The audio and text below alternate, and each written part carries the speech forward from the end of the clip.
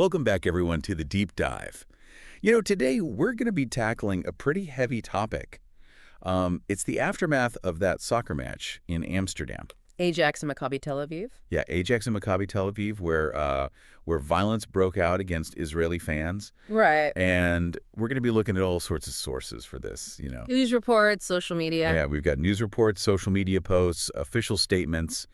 And I think you'll notice right away there are some conflicting accounts of what happened. Absolutely. So this deep dive is going to be about, how a regular soccer match turned into something much more. Yeah, turned into a terrifying experience for some of the fans, and it sparked a whole lot of controversy and debate. It really has. I think it's important to understand this event because it really does highlight, although it was about a soccer match, how quickly things can escalate into something with much deeper historical and geopolitical implications. Yeah. I mean, it seems like this situation really exposed some pretty raw nerves. Absolutely. So what exactly happened in Amsterdam? I mean, the sources paint a pretty disturbing picture. You do. Israeli fans being attacked by groups that are being described as anti-Israel rioters, even mobs. Yeah. I mean, we're talking fans being chased, beaten, forced to hide for their lives. Right. And one fan even went so far as to compare it to Kristallnacht 2, right, which refers to as, those horrifying attacks against Jews in Nazi Germany. And that kind of comparison, I mean, that's incredibly charged. Very much so. And we'll get into why that is a little bit later. But can you imagine the emotional impact of an experience like that? It's hard to fathom. I mean, it's no wonder that a lot of Israelis are describing it as deeply traumatic, bringing back memories of past attacks and raising fears about anti-Semitism in Europe, no less. Yeah. And that comparison to Kristallnacht is obviously incredibly powerful and understandably controversial because using the term pogrom, it invokes a very specific and horrific type of organized violence against a particular group, often with, the complicity or inaction of the authorities. Yeah. It's a term that shouldn't be used lightly, and its use here has definitely sparked debate. Yeah. But you also have to consider the context of the Israeli-Palestinian conflict, Right, which unfortunately has led to heightened tensions and sometimes even violence in other parts of the world. Right. What makes this particular situation so challenging is that you're dealing with fragmented information, high emotions, and differing accounts of what actually took place. Yeah, it's a mess. It's incredibly difficult to try to sort through all of that. Yeah, it definitely adds a layer of complexity to the whole situation. It does. And to add to the chaos, in the immediate aftermath, you have reports of missing Israelis, confusion about what the role of the Dutch police was. Israel even made the initial decision to send military planes to evacuated citizens. Wow. Israelis were being advised to stay in their hotels and avoid displaying anything that could identify them as Israeli or Jewish. Yeah. Crazy. You can see how that would just create an atmosphere of intense fear and urgency. Oh, absolutely. And I think the responses from various parties also reveal a lot about how this event is being interpreted. So you have these strong condemnations from both Dutch and Israeli leaders who labeled the attacks as anti-Semitic and unacceptable, and they're calling for thorough investigations and for those responsible to be prosecuted. Absolutely. But there's also a lot of debate about how the Dutch police actually handled the situation. Yeah, they didn't do a great job. Some Israelis feel like they were completely abandoned by the authorities, which understandably only adds to their, anxiety and distrust. Yeah, for sure. It's interesting to see how this incident has resonated internationally as well. I mean, the U.S. Special Envoy for Monitoring and Combating Anti-Semitism even compared these events to a classic pogrom. Oh. A statement which carries a lot of weight given the historical context. Right. And we've seen condemnations from a variety of international leaders and organizations. But why is this particular incident generating such a strong global reaction? It's tapping into, I think, a broader fear about rising anti-Semitism around the world. And it's raising questions about the safety of Jewish communities, especially in Europe. Yeah. We also can't ignore the current global political climate. Sure. The world is becoming increasingly polarized, which makes navigating international relations, especially in situations like this, even more challenging. It seems like there are just so many layers to this story, and it's definitely not a situation with any easy answers. But before we dive into all the complex implications of what happened in Amsterdam, Right. I think it's important to understand, what was happening before the match even started. Yeah, I agree. I think examining the events leading up to the match could really shed some light on how and why things escalated so quickly. Right. So if we take a closer look at the sources, we can see that there were already signs of tension even before the match began. Yeah. And it seems like some of those warning signs might have been missed, which raises the possibility that, maybe the violence could have been prevented. So you're saying there were missed opportunities to de-escalate the situation? Potentially. It's a question worth exploring. For example, one of the sources, the Spanish newspaper AS, reported that a pro-Palestinian group was planning to protest outside the stadium. Okay. And it wasn't just any protest. They were specifically targeting the Israeli team and its fans. And that report came out days before the match, right? On Monday. On Monday, yeah. So there's at least some advance notice about potential tensions brewing. Exactly. Then, on Tuesday, it was reported that the Maccabi team was taking extra security precautions. They even had Mossad agents accompanying them. Mossad agents at a soccer match. Yeah. Mossad is the Israeli intelligence agency. I mean, that's not something you see every day. No, you don't. Bringing in the Mossad to provide security really highlights just how seriously they were taking the threat. Wow. So it's safe to say that there was already a palpable sense of unease leading up to the match. Definitely. And it wasn't just about protecting the team itself. There were concerns about the safety of the fans as well. How so? Well, the diaspora ministry, which is part of the Israeli government, actually warned Dutch police about the high-risk situation. So they were specifically worried about the Israeli fans who were traveling to Amsterdam for the match. Yes, they were. They alerted the Dutch police to 3 separate incidents that happened before the game even started. Really? Yeah, they saw these incidents as, red flags, clear indicators that something bad could happen. Wow, that's really concerning. Do we know what those specific incidents were? Unfortunately, the sources don't provide any details about what those incidents involve. Oh. It would be helpful to understand what those incidents were, but it's clear the diaspora ministry was worried enough to reach out directly to Dutch authorities. And yet, despite those warnings, the situation wasn't adequately addressed. and culminated in the violence we saw later that night. Unfortunately, yes. It's heartbreaking to think about. Do you think it could have been prevented? It's a difficult question and one that demands, I think, a deeper examination of preparedness, communication, and ultimately responsibility. For sure. Okay, so we know there were these clear warning signs before the match even started. Right. So what happened on the day of the game itself leading up to those attacks? Well, it seems like that tension was simmering right from the start of the day. Right. One source, the NL Times, mentions that people were actually arrested for rioting before the game even took place. That's a really important detail. Riots breaking out before the game indicates a level of, premeditation, maybe even organized intent to disrupt things. Wow. Rather than just the spontaneous outpouring of anger, it's a worrying sign that something was brewing. But does the source say who these rioters were? Unfortunately, that information isn't clear. Like, were they fans of the soccer clubs or were they pro-Palestinian supporters? Yeah, it's frustrating because without knowing who was involved in that initial unrest, it's harder to understand the motivations and how it contributed to the escalation. Yeah, it would definitely be helpful to have more clarity on that. Absolutely. But it seems clear that even before the match started, the atmosphere was already very charged. Oh, absolutely. It's highly likely that those early incidents played a role in fueling the violence that happened after the match. Okay, so let's talk about what happened after the match. This is where things take a truly disturbing turn. The sources, they paint this chaotic picture of Israeli fans being targeted and attacked by groups of people. And it wasn't just random violence. It seemed like they were actively being hunted down. Right. One source describes mobs chanting anti-Israel slogans and actually sharing videos of their attacks on social media. Oh, wow. So not only were they targeting these Israeli fans, but they were boasting about it online. It's chilling. It makes you wonder if there was any fear of consequence at all. The Jerusalem Post article describes Israeli fans jumping into canals to escape the attackers. Oh, God. Can you imagine being so terrified that you'd rather risk drowning than face those people? That's a powerful image. Yeah. You can really feel the fear those fans must have experienced. That same article describes, a particularly disturbing incident where a man is being kicked while yelling, "I'm not Jewish." Yeah. And that detail is incredibly unsettling because it suggests that the attackers weren't just targeting people they knew to be Jewish. Right. They were attacking anyone perceived to be Jewish. Absolutely.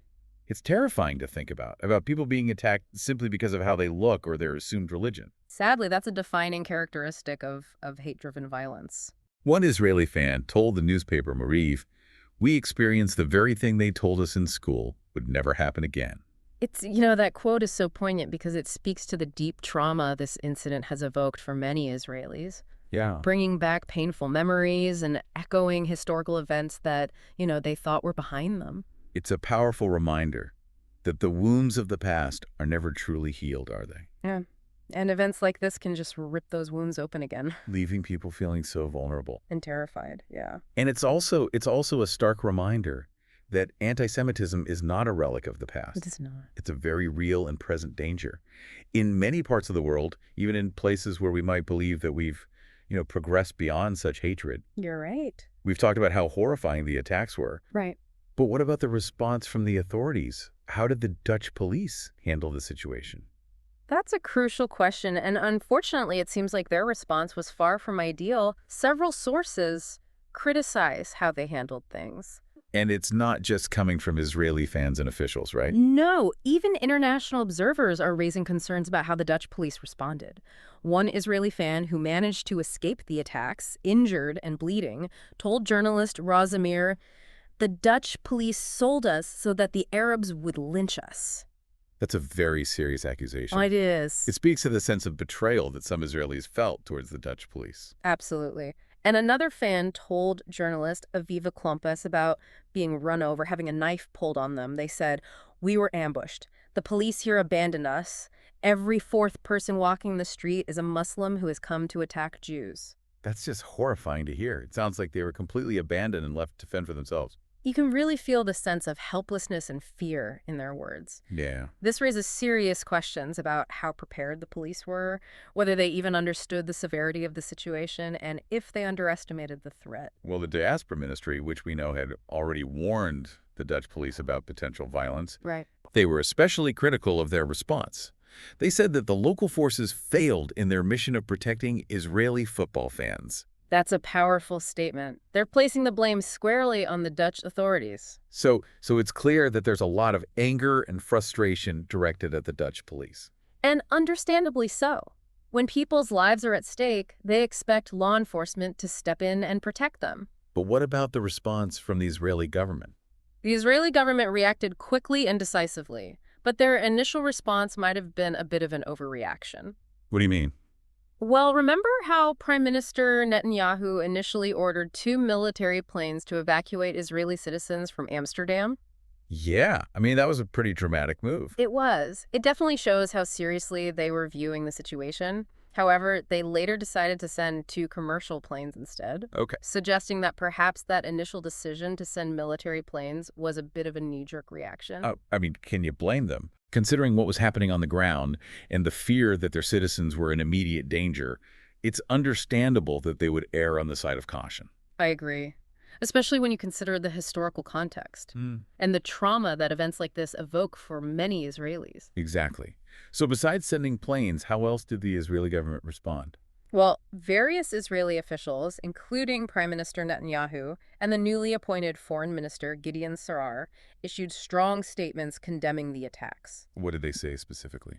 Well, Netanyahu's office released a statement saying that he viewed the horrifying incident with utmost gravity. Okay. And he called on the Dutch government and security forces to take vigorous and swift action against the rioters. That's a pretty forceful statement. It is. It shows their determination to hold those responsible accountable for what happened. Yeah.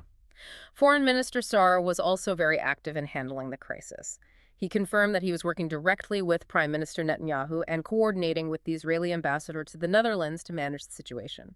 Sounds like he was taking a very hands-on approach. Absolutely. He even went so far as to post a hotline number on social media Oh, wow. for Israelis and Jews who were in danger in Amsterdam. That's a good example of using social media effectively during a crisis, right? Right. It cuts through the noise and gets the information directly to those who need it most. Absolutely. The Israeli Foreign Ministry also issued a statement, right? They did. Their statement was particularly powerful. Okay. They said that the horrific scenes from Amsterdam echoed Europe's darkest history. Wow. That's a very serious statement. It is. It reflects the deep concern within the Israeli government that this incident represents a resurgence of anti-Semitism in Europe. And given that these attacks happened just days after the commemoration of Kristallnacht, Right. which, as you know, is the Night of Broken Glass, Yeah. when Nazis attacked Jewish homes and businesses and synagogues across Germany and Austria, Yeah. the foreign ministry statement is even more chilling. It really is. You can't ignore the historical parallels. It's a stark reminder that the fight against anti-Semitism is far from over. So we've seen a range of reactions from both the Dutch and Israeli governments. We have. How did the international community respond to the attacks? Well, the international response has been largely one of condemnation, with many world leaders and organizations denouncing the violence. Deborah Lipstadt, the U.S. Special Envoy for Monitoring and Combating Anti-Semitism, issued a particularly strong statement. Yeah, she described the attacks as terribly reminiscent of a classic pogrom. Right. Remember how we talked about that word earlier? Yeah. Her using that term is significant. And she called for a thorough investigation into how the security forces intervened or perhaps didn't intervene in the attacks. Right. Her statement really puts a lot of pressure on the Dutch authorities to conduct a thorough and transparent investigation. Yeah. It signals that the U.S. government views these attacks as a serious manifestation of anti-Semitism, not just isolated incidents of violence. And other world leaders also spoke out as well. Yes. Dutch Prime Minister Mark Rutte called the attacks completely unacceptable, Okay. and he assured Israeli Prime Minister Netanyahu that those responsible would be identified and prosecuted. That's a strong statement from the Dutch Prime Minister. It sounds like they're taking it seriously. It does, but it also raises the question of how these attacks were allowed to happen in the first place, especially given, those warnings that were reportedly given to the Dutch police beforehand. That's a good point. That will definitely need to be addressed as part of any investigation. Did any international organizations condemn the violence? Yes. UEFA, which is European soccer's governing body, Right. issued a statement condemning the violence, and they said they were confident that the Dutch authorities would hold those responsible accountable. That's an important step, right? It is. It shows that sporting organizations are taking a stand against hate and intolerance. Absolutely. They're recognizing that these incidents are not just about soccer. They reflect deeper societal issues. It also acknowledges that sporting events can sometimes become these flashpoints for larger social and political conflicts. It's not just UEFA, right? No. Ursula von der Leyen, the European Commission president, also expressed her outrage over these attacks. Yes. She posted on social media saying, "Anti-Semitism has absolutely no place in Europe." That's a powerful message from a high-ranking European official. Yeah. It reflects that growing concern across Europe about rising anti-Semitism and the need to take concrete actions to address it. So there's been, pretty widespread condemnation of these attacks from the international community. Yeah. But is condemnation enough? Well, condemnation is important, but it needs to be followed up with concrete actions to prevent this from happening again. What kind of actions are you thinking of? Well, as we already mentioned, a thorough and transparent investigation into the attacks is crucial. We need to know exactly how this happened, who was responsible, and if the authorities made any mistakes. Accountability is essential. But what about preventing something like this from happening again? Well, that requires a commitment from both governments and sporting organizations to actually address the root causes of anti-Semitism. Which is a much bigger challenge. It is, Yeah. but it's a challenge that we can't afford to ignore. Okay. We've covered a lot of ground so far. We've talked about how horrific the attacks were, Right. the questionable police response, Yeah. the reactions from both the Dutch and Israeli governments, and the widespread condemnation from the international community.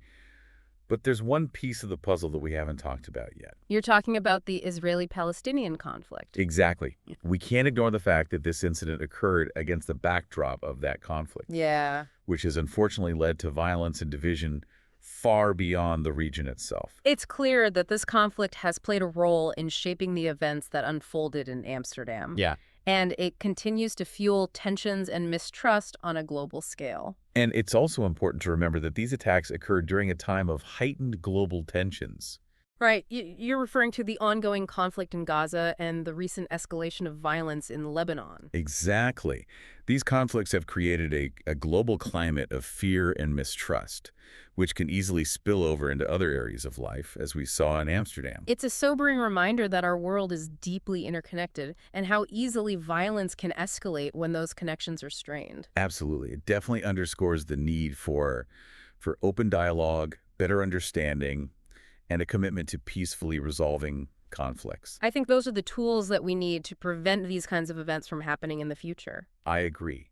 Okay, I think we've covered a lot of ground in this first part of our deep dive. We have. We've set the scene, explored the immediate aftermath of the attacks, and touched on the broader context in which they occurred. We've started to unpack some of the key questions that I think need to be answered as we move forward. For sure. So in the next part of our deep dive, we're going to, delve into the complexities of anti-Semitism and the use of that very loaded word, pogrom. We'll also examine the media coverage of the attacks and consider the different perspectives that have emerged. We'll also discuss the implications of these attacks for Jewish communities in Europe and the ongoing fight against anti-Semitism on a global scale. Stay tuned. This is a conversation that needs to continue. Absolutely. Welcome back to the deep dive. Before we paused, we were unpacking that alarming surge in anti-Semitism brought to light by those events in Amsterdam. It's a tangled issue, often intertwined with the complexities of the Israeli-Palestinian conflict. Yeah.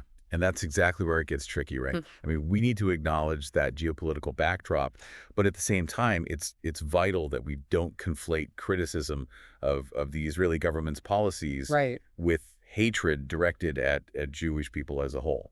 You've hit the nail on the head. That's where the word pogrom becomes so loaded. I mean, it's not just a word, it's a symbol laden with this historical weight. It conjures these images of state-sanctioned violence against Jewish communities, and those images, they carry horrifying consequences. So when people use pogrom to describe what happened in Amsterdam, Yeah.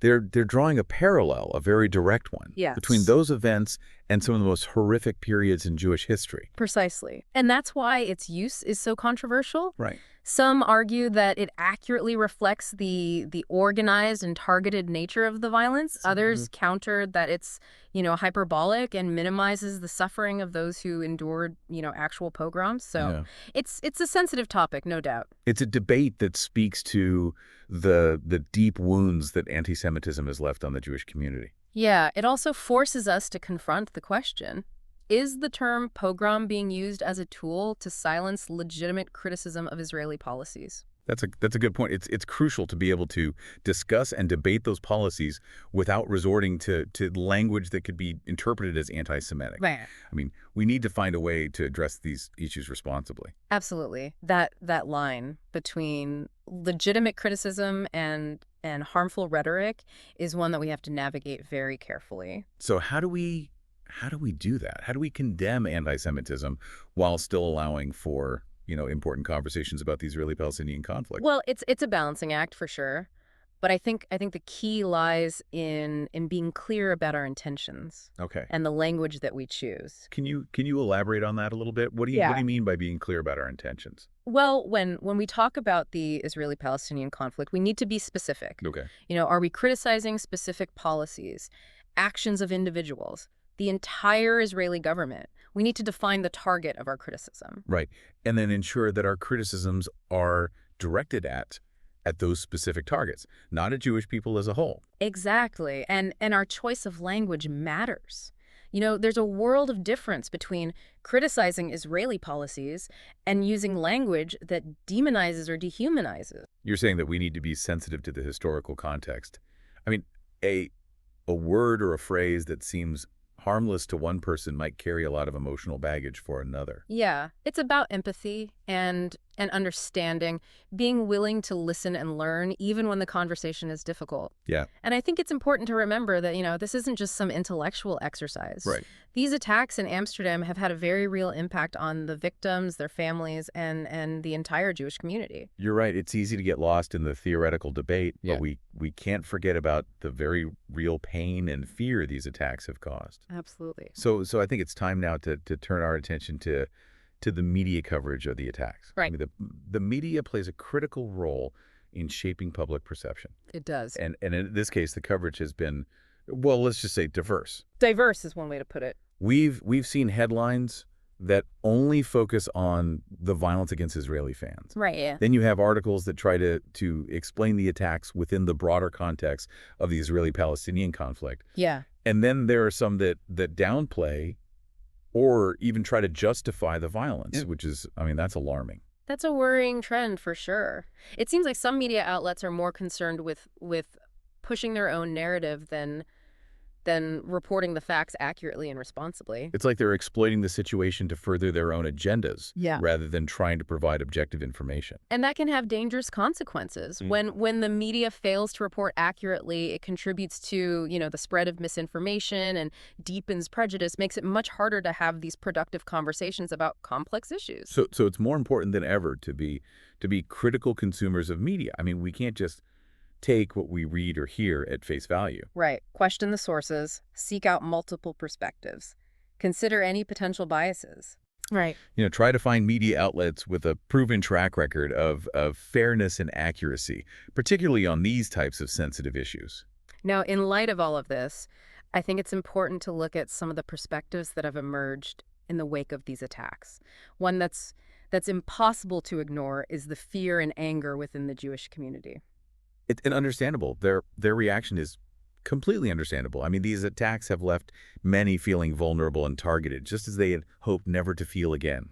They're asking if they are truly safe, especially in Europe. And some are even drawing comparisons to the period leading up to the Holocaust, which is a deeply troubling thought. It speaks volumes about the trauma that anti-Semitism has inflicted. It does. And it underscores the urgency of addressing this issue head on. We can't just sweep it under the rug. No, we can't. Another important perspective is the condemnation of the violence we've seen from both Dutch and Israeli leaders. Right. Those condemnations are a good first step, but they must be followed by concrete action. What kind of actions are we talking about? Well, as we've said before, a thorough and transparent investigation is crucial.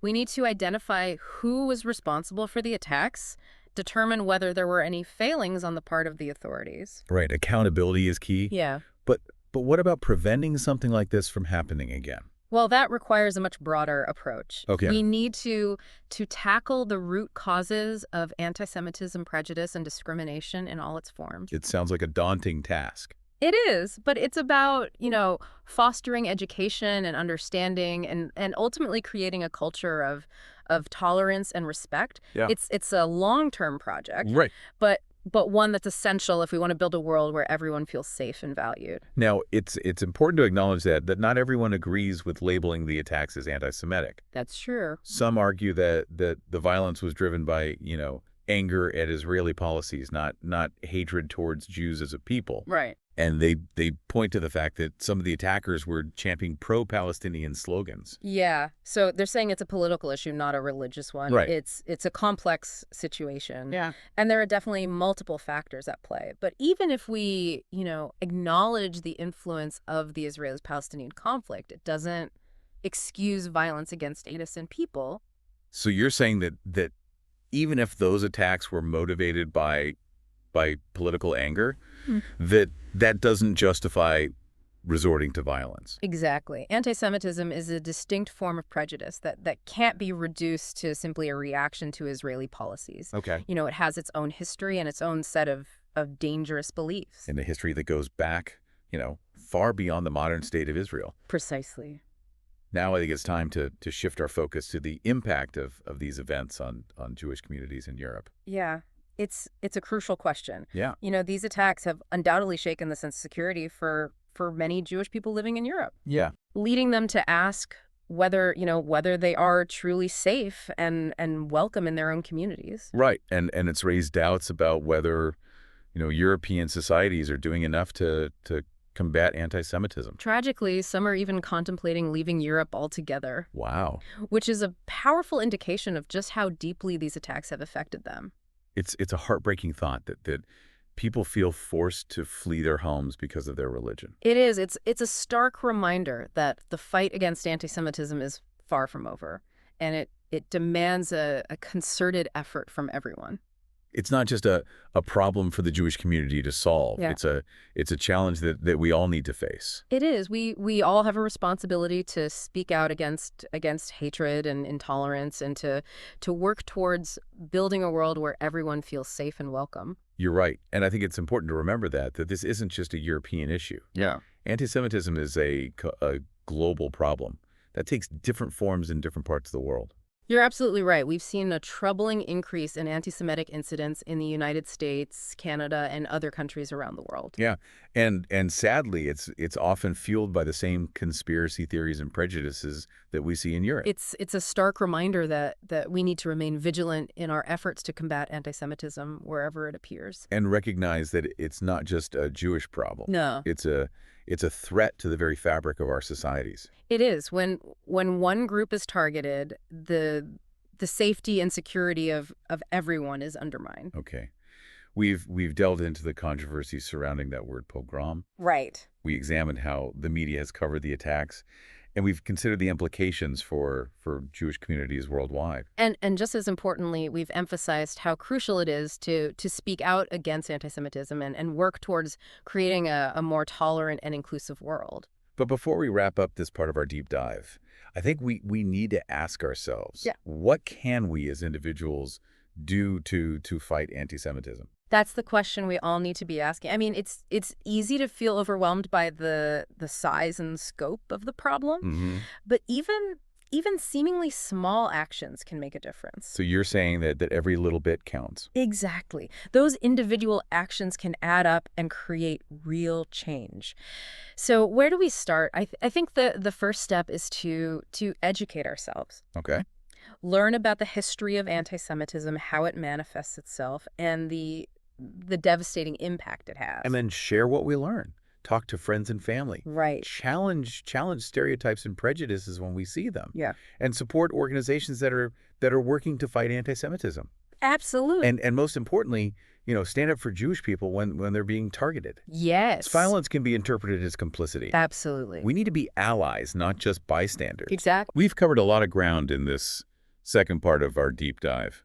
We've, explored the aftermath of the attacks in Amsterdam, dug into the broader context of anti-Semitism and the Israeli-Palestinian conflict, examined the media coverage, and discussed the various perspectives that have emerged. And most importantly, we've highlighted the urgent need to take action against anti-Semitism, both individually and collectively. But our deep dive isn't over yet. There's still so much to explore. These events in Amsterdam are really a microcosm of larger global tensions, and they reveal a lot about the state of intercultural relations in our world. Yeah. That's where we'll pick up in our final segment. Okay. Stay with us.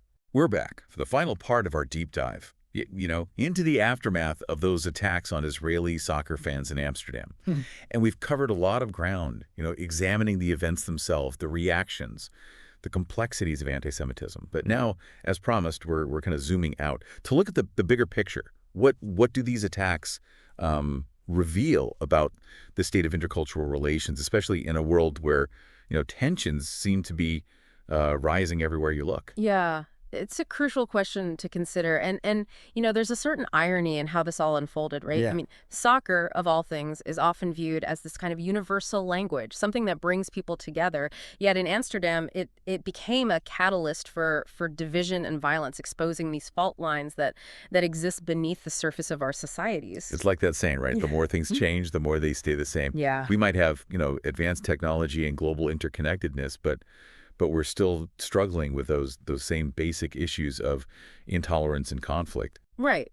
It's a reminder that even in those spaces that are designed to, foster camaraderie and shared passion, like sports, these underlying societal tensions can really erupt. And we saw how quickly, the beautiful game, as they call soccer, transformed into a battleground for something much darker and more complex. We talked about the Israeli-Palestinian conflict and those rising global tensions, but even taking like an even wider view, it feels like there's this erosion of empathy happening globally. It does. It's as if, everyone's retreating into their own echo chambers, surrounded by information that confirms their existing beliefs. Right. And the lines between, us and them are becoming more and more pronounced. Yeah, I think that's a really keen observation. It's like we're losing the ability to see the humanity in those who hold different beliefs or come from different backgrounds.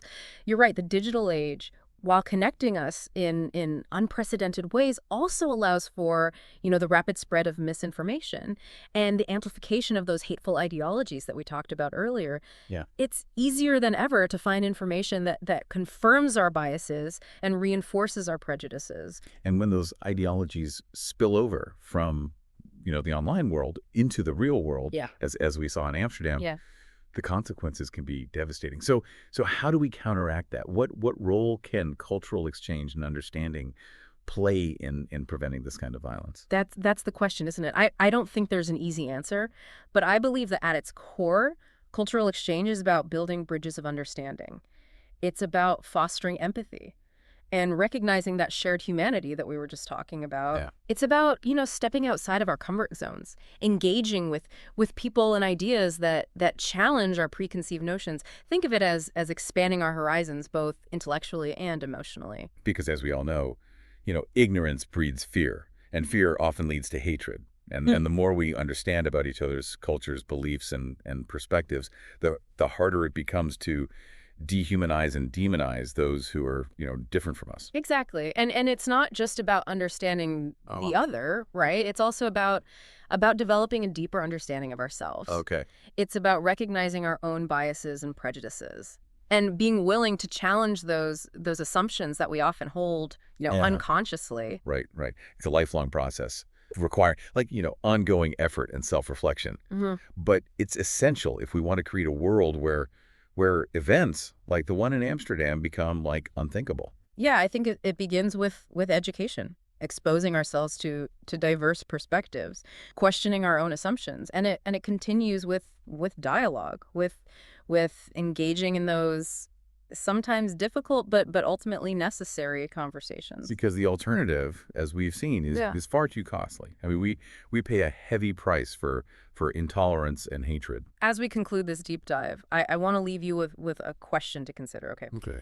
In a world increasingly fractured by conflict and division, what steps will you take to foster greater understanding and bridge those divides that separate us? It's a question worth pondering because I think it might hold the key to a more peaceful future. That's a powerful question, and it's a reminder that we all have a responsibility to build a world where events like the ones in Amsterdam never happen again. So thanks for joining us on this deep dive. Thanks, everyone.